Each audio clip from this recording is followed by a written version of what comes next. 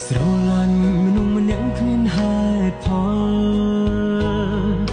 ស្រឡាញ់មនុស្សម្នាក់ក៏គ្មានលក្ខខណ្ឌស្រឡាញ់មនុស្សម្នាក់ព្រោះតែ